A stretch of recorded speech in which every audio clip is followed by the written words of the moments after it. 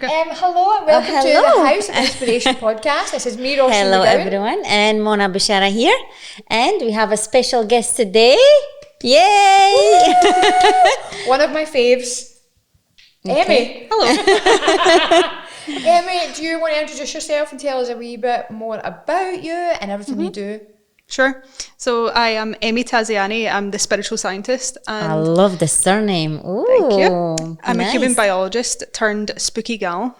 So I've had a very normal job turned into a maybe not so normal job, and just taken it and run with it and incorporate the spooky, incorporate the science to bring it together for a very unique approach to life and business. Oh, interesting. Love that. And when you're saying that, so obviously leaving like a corporate world and like just in business as well, do you know, like how did you make that jump from deciding actually that you don't want to do that anymore to this journey? It was a health thing for me. So a lot of my pupils were autistic with ADHD, and I was teaching secondary school, and a lot of the young girls were, you know, neurodivergent, and I saw myself in them and I was like, oh, hold the bus, there's something going on here. I really related to them, and I was really struggling with like the sensory aspects, the social aspects of school. And it just got to a point where I was very, very unhappy, but also very unwell. I thought I had a thyroid problem because my heart was pounding out my chest going to work, and I was trying to get all the bloods done. And it just turned out that this was actually really unaligned for me. Too much stress. Too much stress, so much stress. Teaching is an incredibly hard job, and my heart goes out to all the other teachers out there because, you know, it's school holidays just now. Everyone thinks, oh, you're having some time off. It's really not like that. It's very hard going. So this was in 2020. I just decided after the summer that I wasn't going to go back, and when I made that decision, my health dramatically improved. Wow. So come November 2020, I decided, you know, obviously we're in the midst of the pandemic, there's not too much going on. This was a really great opportunity for me to explore tarot and astrology, and I started to teach myself that. I think it was quite brave as well, because as you said, pandemic, you left your job, teaching job, somebody could think, oh, security. Okay, yeah. Oh, people thought I was nuts. I can imagine. There's a slight aspect of So there you go. You didn't know what the future is going to bring, and that's it. You decided to just start doing something completely different, right? So what this different thing was? So started with the tarot and astrology. I have always been a psychic, but something happened when I was 14 and I got such a fright that I just parked it, and I was like, I'm never touching that ever again. Got such a fright, and then come 27, 28, I was teaching in 2020, it just all came up again, and I was hearing spirit and seeing spirit, having wacky dreams, and I just felt this calling to give up my teaching job and start to pursue that. And then I kind of, for lack of a better word, I came out as a spiritual person, and a lot of my friends and family were quite shocked. And then I decided to roll with it in business, and people again thought I was off my head, but I had this unbelievable pull to do something and be of service to people in a different way. And I still wanted to teach, and at that time I was still unsure how that was going to look or how I was going to bring that in, but now I've managed to bring the teaching back in and weave it back into my business. But it was scary. I'm so glad I'd done it though, because I was so desperately unhappy and unwell until I found my calling, and this is what I'm doing now. I think that's why it's so important to really do what you love, and because we work most of our lives is to, you know, just do something what you love, and then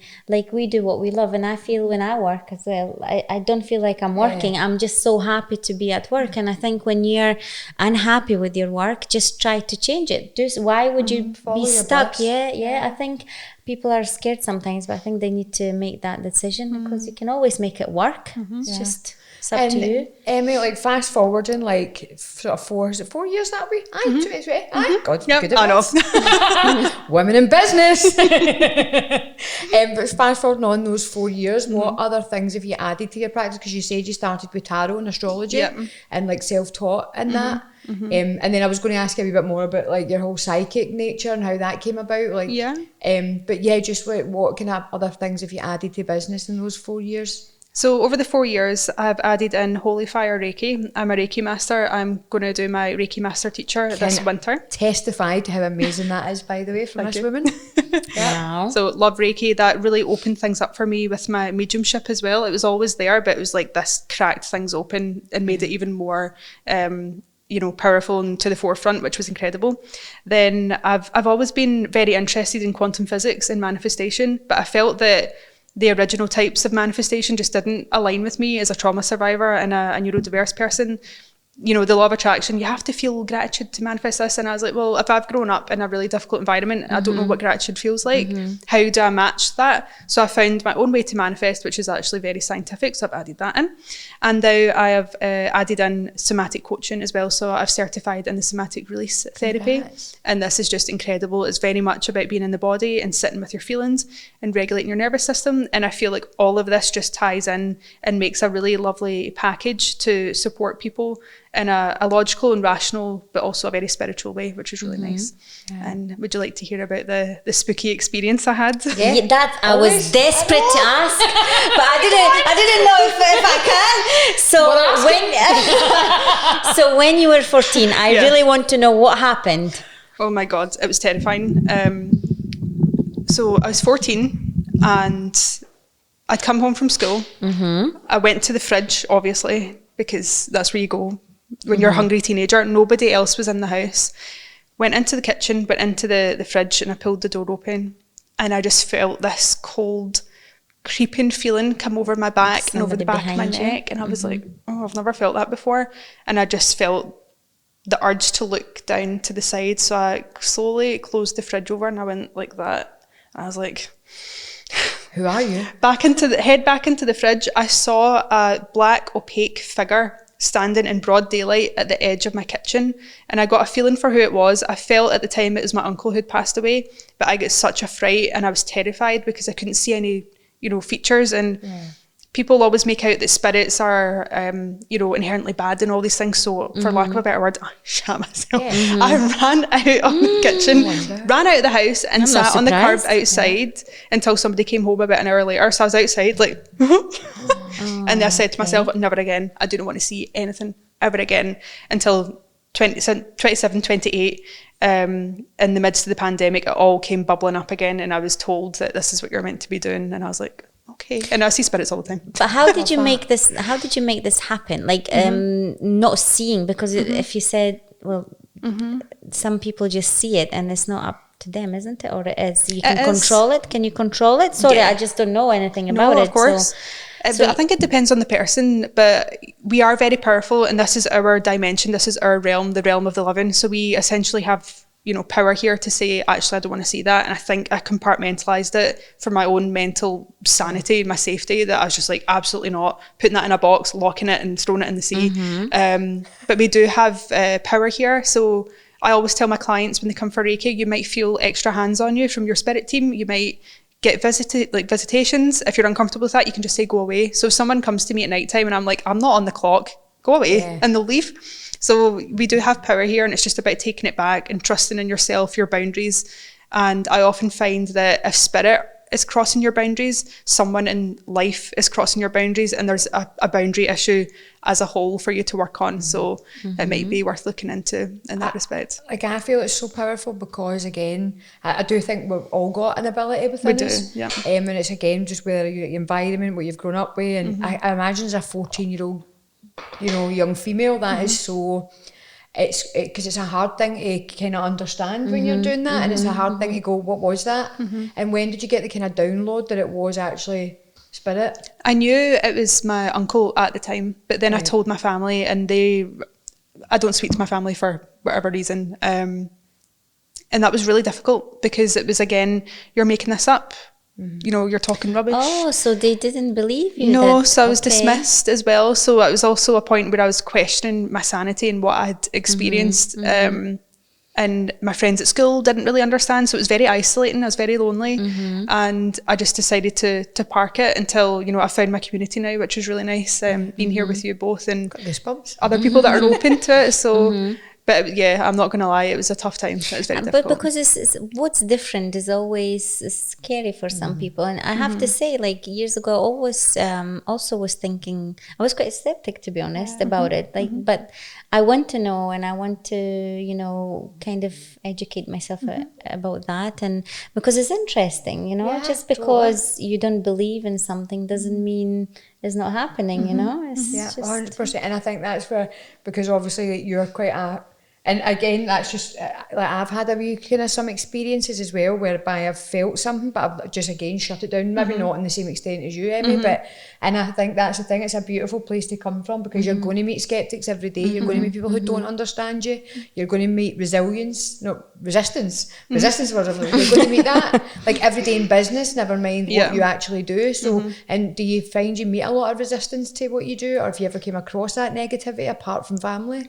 Definitely in the beginning, when I told my partner at the time, who's now my very good friend, that this is what I was going to pursue, he was like, are you okay? And I was like, yes and no. But that was very difficult for him to understand. And I was giving him downloads and telling him things like, the washing machine's going to break, there's a leak in the attic.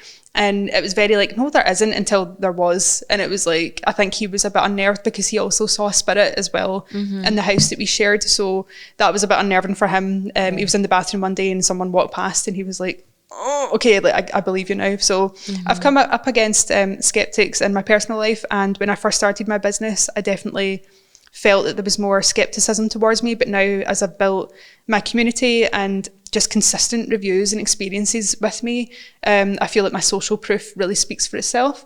And if someone is skeptic of me, I welcome them to come and see what I'm about. And I also welcome them that if they don't want to do that, that's absolutely fine. I'm also not here to prove, I'm done proving my worth. You either see me or you don't, and I'm okay with that.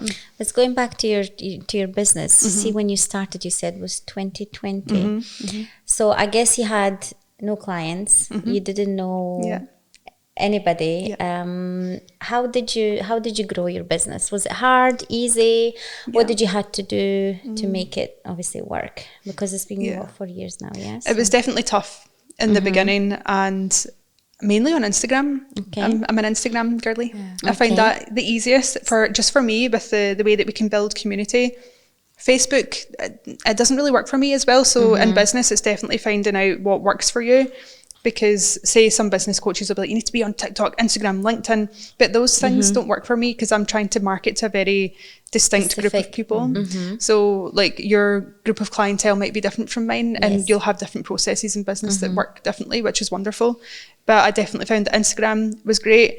I've noticed a significant increase in my business, both in profit and in terms of community, over the last kind of year or two. It's really came into action. So if you're a business owner and you're at the very beginning and you're feeling a bit disheartened, keep going. It's usually about year 3. That's what we're all about. Keep going, don't give up. Keep going. Exactly. Because it's, it's always hard in the beginning. People just see, when you are successful, they just see how successful you are, but they don't see the journey. But it's always very, very hard. But you need to keep working. And I think that's what, isn't it? Exactly. And do you know, it's because and that's what obviously this whole podcast is about, obviously, like inspiring, like mainly business, but it's, and that's why it's so important to have those collectives of so many people on, because like somebody else could be sitting at home in a similar journey. It won't ever be the same, obviously, but in a path where they're going, doubting themselves, feeling unworthy of stuff.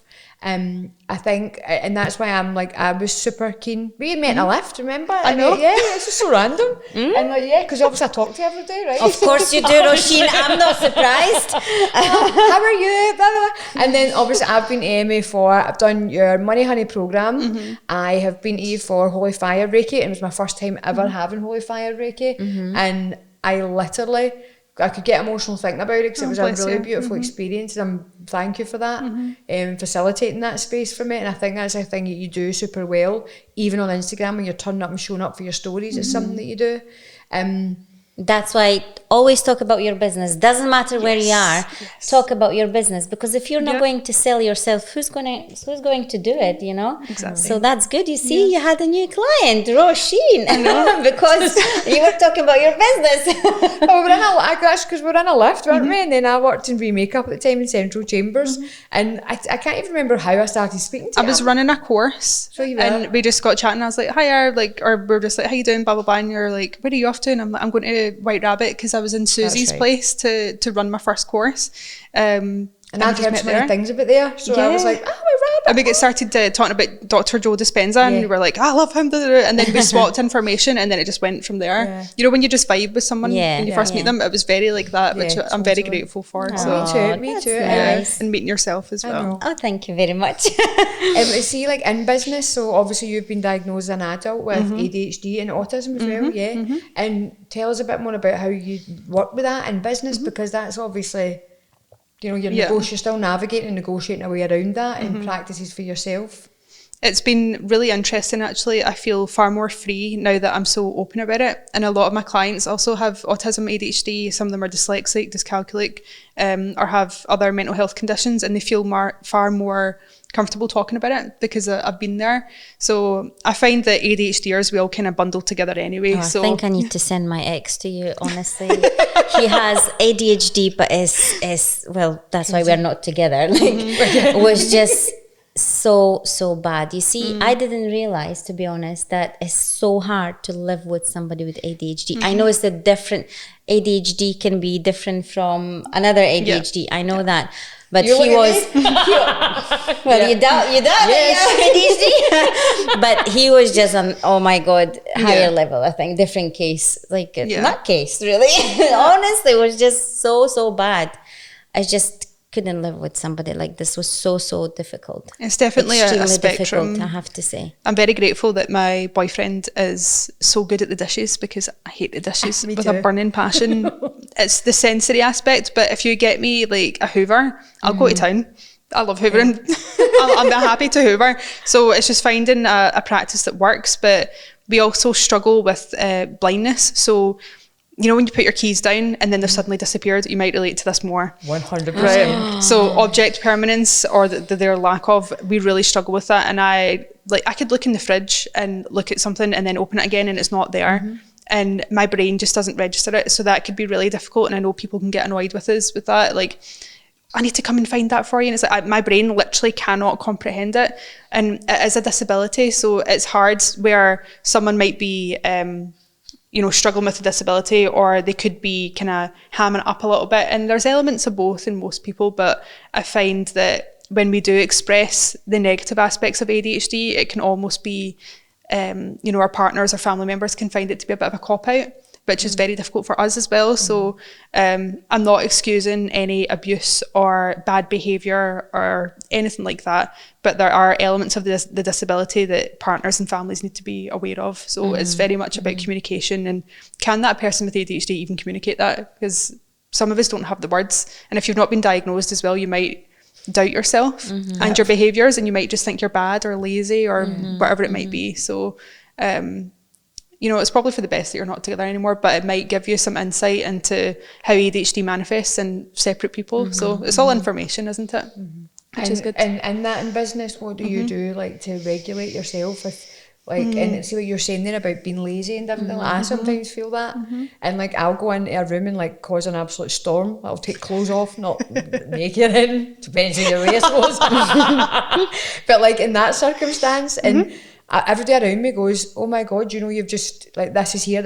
And I don't, like, that's always just been something that I've done, but like in business, everything is everywhere, like, but in business, I can feel really like, oh, I'm so lazy because I don't want to do this. It's that whole self-deprivation and punishment then over it. Do you know? So like, what is your regulation tools? So I use the somatic release therapy on myself, but I also have different systems in place. So I'm someone that needs a lot of rest, and I'm very sensory, so I can struggle with seeing a lot of clients in one day. So I tend to cap it at around 4.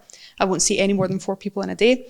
And I usually work like Tuesday to Friday or Wednesday to Friday, but I make sure that there's a lot of spaciousness there.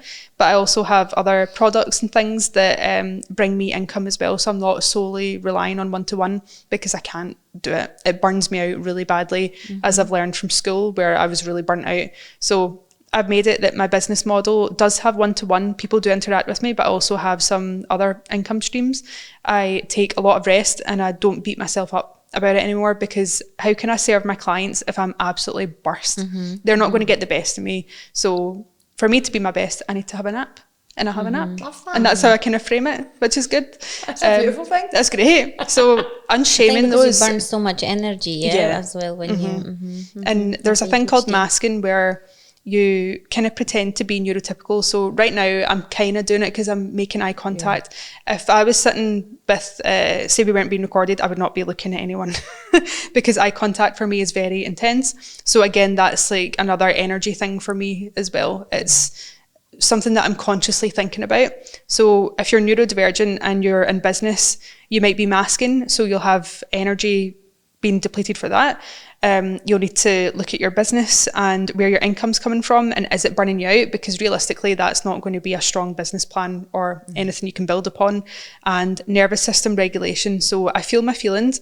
That means being able to have difficult conversations and not let them overpower me. It also means that I need to make sure that I'm not on my phone 24/7, because we can all get into the doom scroll and things like that. And it's just seeing how I feel on a daily basis, but trying to show up the best way that I can. And that's going to look different for every person with autism and ADHD. But for me, that's how I do it. And also incorporate in human design as well. I love that. So that's pure interesting as hell, right? The human design aspect. Like that's what I'm saying. I'm just like, but it's just because, like, again, like, I love anything that's a wee bit different and like just helping you understand you more. And that's in relation to business, relationships, every single area. Do you know? So like with human design, how do you use that? And tell us what it is first. Yeah. So human design is a bit like astrology. It's quite similar and it will have some of those aspects, but where astrology is like forecasting, or I can look at your birth chart, for example, human design is your lived experience. It is day to day. And I've found that living my design has just dramatically changed my life, because I know now that I'm supposed to rest. My entire brand is about nourishment, and that nourishment has to come from myself first. I can't serve anyone if I'm not able to do that. So that was very affirming for me, being able to take that on board. And I was like, I get it now. I'm not lazy. I'm nourishing myself. We all can be lazy, but I was like, okay, this is very affirming and validating.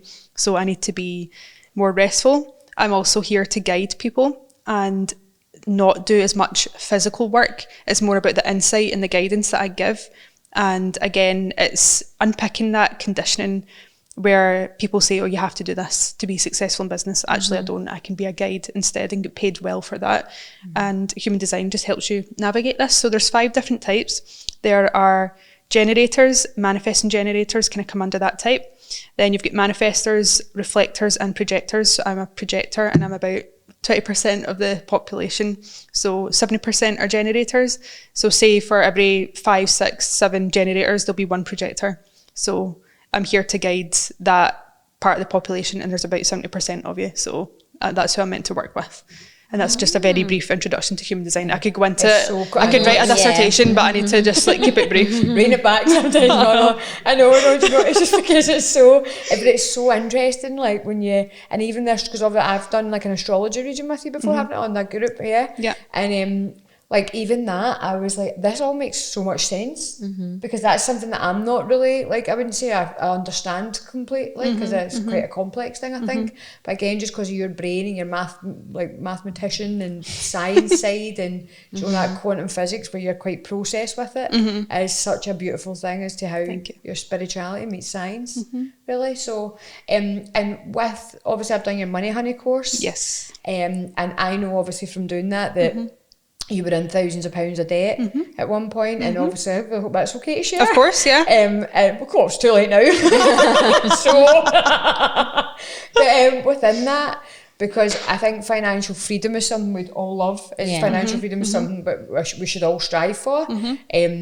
Not every day if you don't want to, but you know. And I just feel like, how did you do that? How did you get yourself out of that?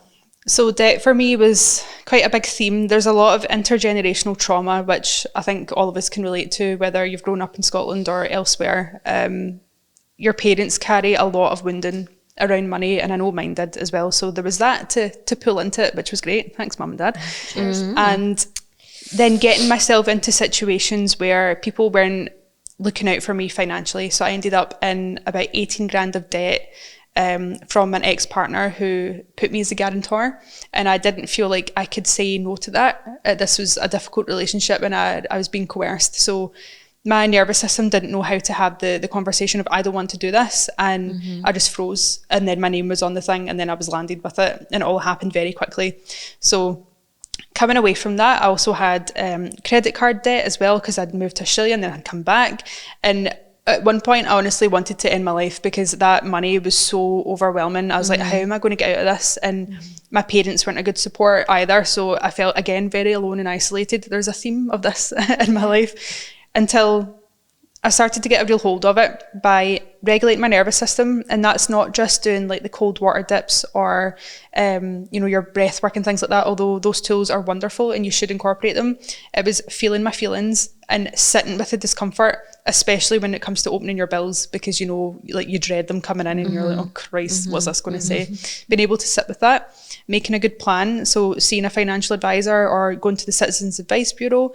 And then I started to manifest money after that. Once I'd got everything into a good place where I felt quite emotionally regulated and quite well, I was like, cool, I think I'm ready to start manifesting money, and I did. So the biggest amount that I've manifested thus far is over 10 grand in one go. Woo! Which was incredible. Ooh, amazing. So where was that from, if you don't mind me asking? So remember when I said that I wanted a new car? Oh, that's right. Yes. So ladies and gents and whoever else is watching, if you're going to manifest, please do it safely, because I didn't. That's true. Yeah. So my manifestation came in through a car accident where my car was written off. But I got a new car and a big payment through.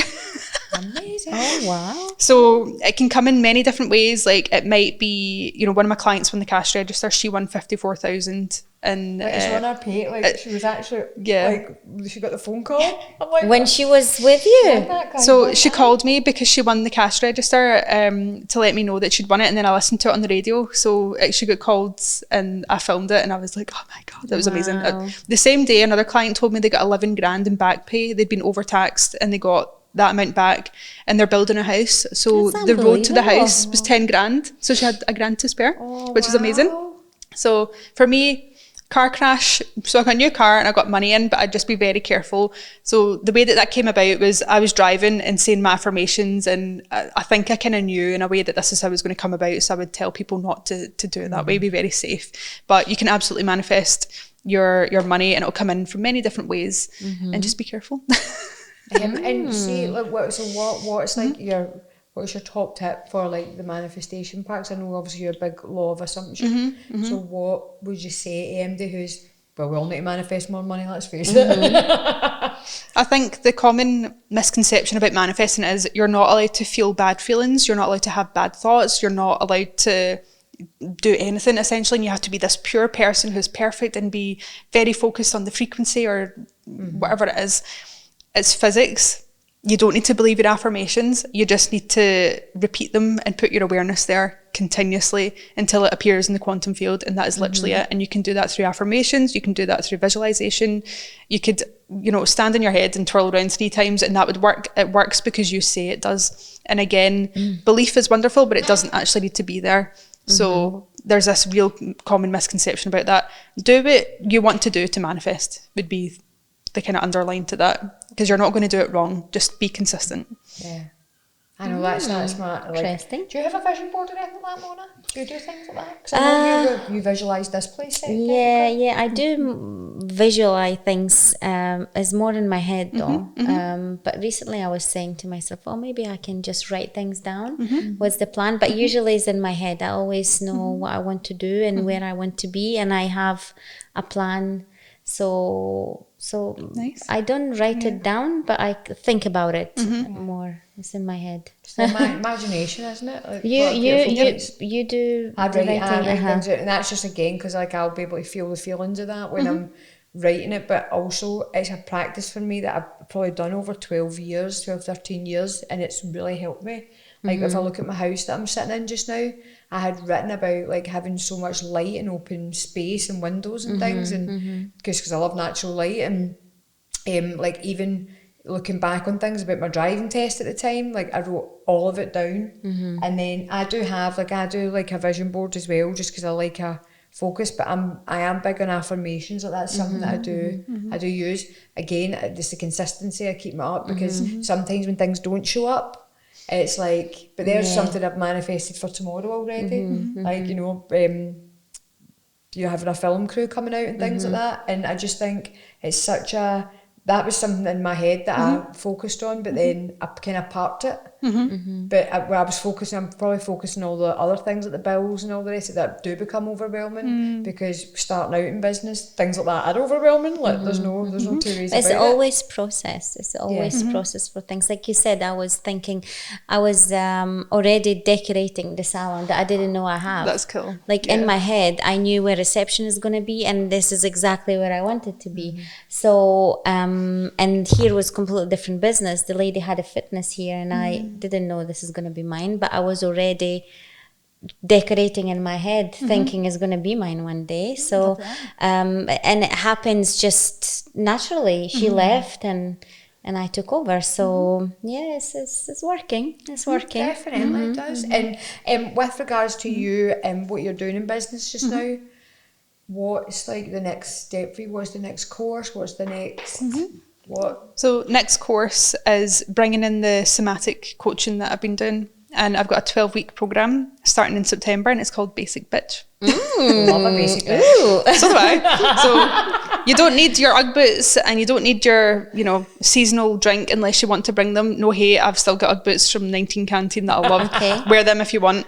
But this is for dysregulated women who are struggling with, you know, when they need to pee, they're not going. When they're thirsty, they're not drinking water. My staff is laughing. I go all day. I work all day, and then at the end of the day, I just go for the pee. I was like, Mona, how can you do that? I was like, well, I'm trained well. I know how to hold it. So that's bad. I know it's bad, and I need to change that. Yeah. So it's just working with your body and learning to meet your most basic needs, because a lot of us have big aspirations, whether that's in your personal life or in business, and your body wants to trust you. But if you're consistently telling your body your needs don't matter, how are you going to get yourself to those bigger goals and achievements? Because your nervous system and your brain really want to keep you safe.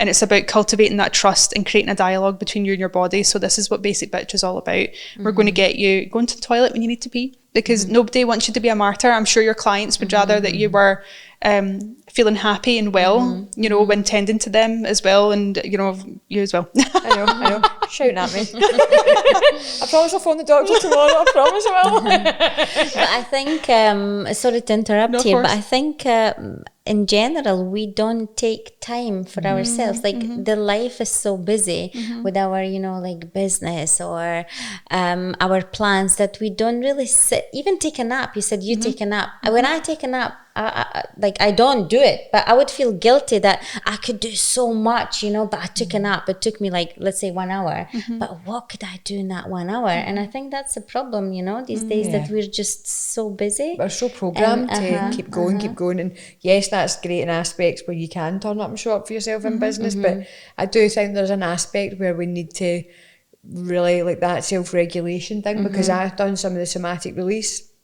And when I was feeling things, I was like, oh, my body's moving, my body's swaying, I'm letting go. But I found that quite difficult because I probably, again, wasn't regulating in other ways enough, do you know? It's hard. See, when you've not been doing it or you're not done it before, your body is going to be like, oh, you're listening to me? We're doing this now? You know, it's going to take a minute for you to get there.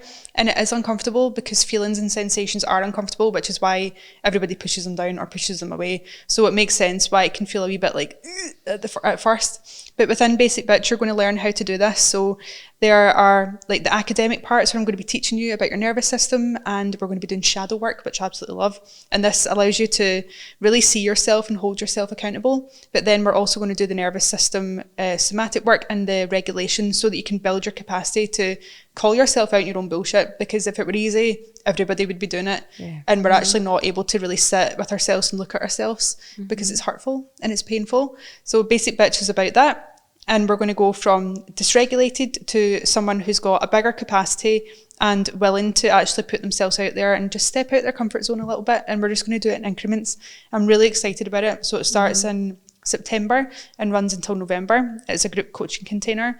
And just when you were talking about business there, how you felt like you had to hustle and all the things that you could get done in 1 hour, you need to have seasons in business, because if it was go time all the time, there's going to come a point where you're going to burn out and your health is going to start to pop up. So, you know how women bleed, we have our cycles, then say your period is your winter, ovulation is what's the word I'm looking for, spring, and then we go through summer and autumn. Your business will be like that as well. You just can't be in summer all the time, because other things will suffer, and it's okay to live cyclically. And I think a lot of women in business are starting to come back to that, where it's okay for us to take moments of rest and moments to go, because if we had, you know, the body of a man which is full of testosterone and they are replenished every morning when they wake up, they're on a 24-hour hormone cycle, we're on a 28-day hormone cycle. Oof. We're just not the same. That's some difference. So imagine waking up and you're like, cool, I'm going to go to the gym and I'm going to do my business, and when I wake up tomorrow morning, I'm going to feel pretty much the same. But for women, I could wake up tomorrow and had my period and I'd be like, oh Christ, well, no, I'm not going to feel well enough to do X, Y, Z, and I know that I need a nap and I want a bar of chocolate and blah, blah, blah. So living cyclically is something that I also incorporate into my business. And do you have more male or females, or both? I have both, but predominantly more female. Okay, okay.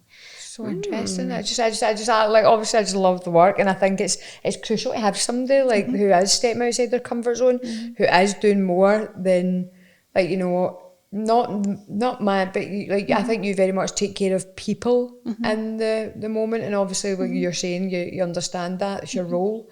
And can I just ask, like, just out of my own interest, like, so have you ever had a download around somebody but you couldn't share it with them, like from spirit, or do you feel like you would always share it with somebody?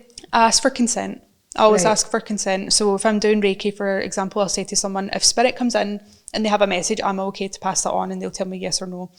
If I get something about someone, say on the train, I tend to keep it to myself, because I'm not always sure how that's going to be received, especially in a very public place as well. And I also don't want to upset someone, say they're on their way to work and I'm like, oh, your gran's here, and they might be bawling going to work. So I tend to kind of keep those things to myself. It's very much about consent for me. Sometimes I'll get a download if the person's not good for me, and that doesn't mean that they're bad or wrong or, you know, whatever. They might be a wonderful person, but we're just like not aligned or something. I'll just like distance myself. Like I'll always be very polite and civil, but I'll get the download that they're not meant to be, they're not for you, they're for someone else. And are you allowed to say a bad news? Again, you need to be very careful. I need to be very careful. It's about consent. So I knew that someone was going to pass away. And this was very early in my journey, when I was really opening up to my gifts, and she died about 6 weeks later. And I was I was struggling with it at the time, because I was like, is this Final Destination stuff? If I interfere, or is, you know, am I going to drive behind a lorry full of logs and die? Like, what's going to happen here? So fortunately, I've not had much around death, but I have had I've got consent to share this story. I asked her very recently if I was okay to talk about it. I had a client who has Hashimoto's thyroiditis, and she didn't know that she was unwell, but I did a reading for her. And I was looking at her, and I'm being a biologist, I looked at her neck, her thyroid was popping out. I could see it, and spirit was like, you need to tell her, you need to tell her. Otherwise, like, you know, they were really shouting at me, and I was like, okay. So I told her. And she went to the doctor, they fobbed her off. She came back to me and I said, can you go to this place and get a test? She was lucky enough to go private. And it turns out that the NHS panel didn't capture the antibodies that she had. So her antibodies were through the roof, and she had Hashimoto's thyroiditis. And she's still fighting to get scans and stuff, but she now has diagnosis. But that was a time where spirit, one, told me, and my biology background told me as well, but both of them together were very powerful, and I was lucky that she received that well, and I was able to pass that message on. But it will depend on each person and if I have consent to do so. But that was wild. Oh, I love that. I wonder what I would hear. I know, you just don't know what the downloads are. I don't know either. It's very like, it's part of the moment. I'm like, okay. But it must be so mad, like, say, like, again, like in that context where you're with somebody and you might hear something that maybe somebody doesn't know, or somebody hasn't received, or, you know, and you come out with stuff, like, I just think it's so interesting. I also think, like, in that moment where people maybe aren't ready to hear something or receive something, it's like that whole safety thing around them and their comfort zone, and then what you're able to kind of share. And does spirit say to you, like, don't share this, or do you kind of always? I kind of know, and I always put it in my readings, like, don't work with me if you're not ready, because I will crack you open, and that doesn't mean that I'm going to be poking or probing at things, but working with me is very transformative and you have to be ready for it. And I warn people, I'm like, are you truly ready to do this work? Because it's tough love. I'm not going to shout at you, but I'm going to bring some things to the surface that might be a bit uncomfortable, which is why I bring in the nervous system work so strongly. But yeah, I've had some people be like, okay, actually, I'm not quite ready. And I'm like, I wish you all the very best in your journey. If you do feel called, come back and see me. I've only ever had one person who just didn't want to hear it. And it's because they were so wrapped up. They were manifesting something, but the opposite was happening. And they wanted the cards to talk about what was happening rather than spirit saying, this is where you're going. This is what you need to do. They just didn't want to hear it. And I was like, wish you all the best. I couldn't do any more than that, than put all the cards out there. So because that's the thing, you're there to guide. You're not saying, because, and again, it's up to somebody if they want to follow that or not. But it's like your whole role is that guidance aspect and mentoring somebody through a safe practice of releasing stuff. Do you know, which is again just a beautiful thing, my friend. Beautiful. Aww. Thank you so much. Sorry, you go. On you go, Rishi. No, because I've just talked, so I'm like, Mona. No, I just want to know how people can find you. So if somebody would like to see you, you can tell us. Okay. How to contact you. Yes. So I'm an Instagram girly, and you'll find me. It's Emmy.thespiritualscientist with all dots in between on Instagram. I follow the House of Inspiration. So you can find me in the followers. I'm there. Okay. I'm also online. So I've got a website called thespiritualscientist.org and a YouTube as well. So hopefully I'll be catching up to you guys. Yeah. Yes, the please. link anyway, and Thank then you. our video. So you can find me there, and I've got lots of different services that you can book in for. As I said, I've got Basic Bitch that's starting in September if you're ready to start working with your nervous system and work on some goals and achievements. And is it around Lanarkshire area or? I'm Glasgow based, so you will find me based? working at Haunt Glasgow, and that's in Union Street. It's a gorgeous space. Rosh has been in, you'll need to come see me. Okay, of course. I'll come Right with beside Rosh. the train station. Yeah, we I do. don't know how will this end up. We do group events. We do groups, so you can come for okay. Reiki, you can come for a Reiki sound bath. There's lots of other practitioners that work there as well. A few months ago, it was beautiful, good. so nice, so relaxing. People just come with the pillows and some, like blankets, and they just go for sleep. A good nap. Yeah. It's nice, very relaxing. Yeah, that was good. Yeah, I had it for the first time and I liked it. Very good. Listen, you'll honestly, we need to go. You will love it. I'd love to have you. What? I'd love to have you. No, Run but down. Because remember, I came to like a Reiki group one member, and there was like, and the other girls I met were absolutely lovely, like beautiful people. And again, like we shared Instagrams and they're women in business as well. And remember, you'd said that night the theme was very much like about women in business at that point in time, and it's interesting where, And over here, I tend to find that my groups have themes that we're all working through, and they'll start to come up and weave its way through as we open up and talk to one another. And it's really nice being able to build community. So with you having me on, people are going to find you and people are going to find me. With the filming that you've got going on tomorrow, and like your clients coming into the salon, it's just a really nice way to branch out into community.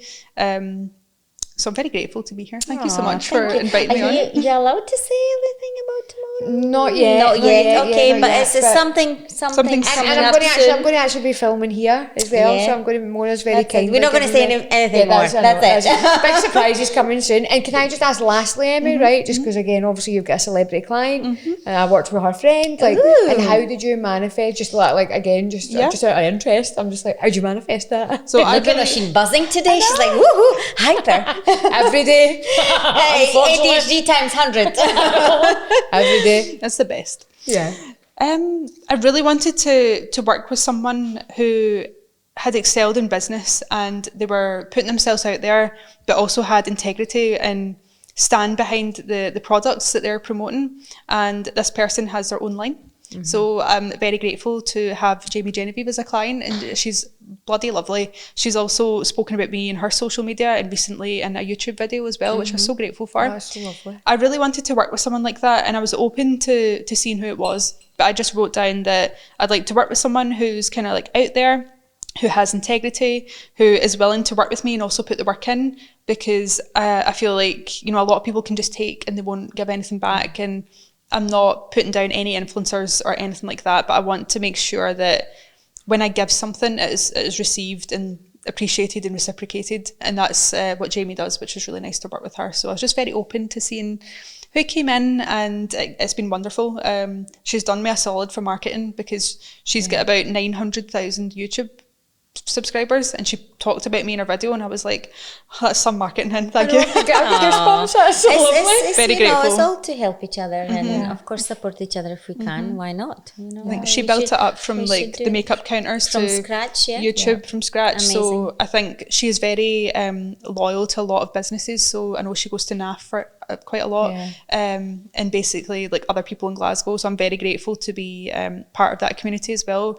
So it's really nice that people can build up a rapport with businesses and start to create a relationship. So I'm very grateful for that. And now have one here as well. So thank you. No, thank you. And Emmy, is there anything you want to add just before we kind of finish up with regards to business, with regards to advice, with regards to any? Yeah, if somebody would like to start, obviously in what you do, your type of business, what would you recommend? I think that businesses, spiritual businesses, are really important, especially over the next couple of years. We're seeing some big changes in both governments here and across the globe, and spiritual work is actually really important. It is work. Just because it's not as tangible as something else doesn't mean that it's not worthy and that you can't make money from it. And if it brings you joy and happiness, then definitely pursue it.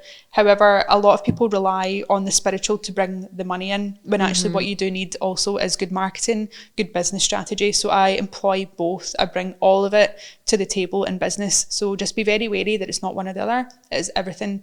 And also take time to rest. Otherwise your business will run you. We don't live to work, we work to live. And you're not leaving your corporate job to go and do the same thing in your business. You're here to create more spaciousness and joy. So just be very mindful when you get stuck in that rut of like, what am I doing? Is this making me happy? Time to pivot, and not be afraid to pivot. I think we spoke earlier about being afraid to change, and it's called the sunk cost fallacy, where you've invested so much that you don't want to jump ship anymore. But it comes a point where, you know, you need to go on that life step boat back and go. rethink. Get the dinghies out. Get the dinghies out. I'm off. Catch. Thank you so much. Thank you so much, Amy. It was lovely to have you, and thank you very much. We'll see you. Thank you. See you later. Yes, bye.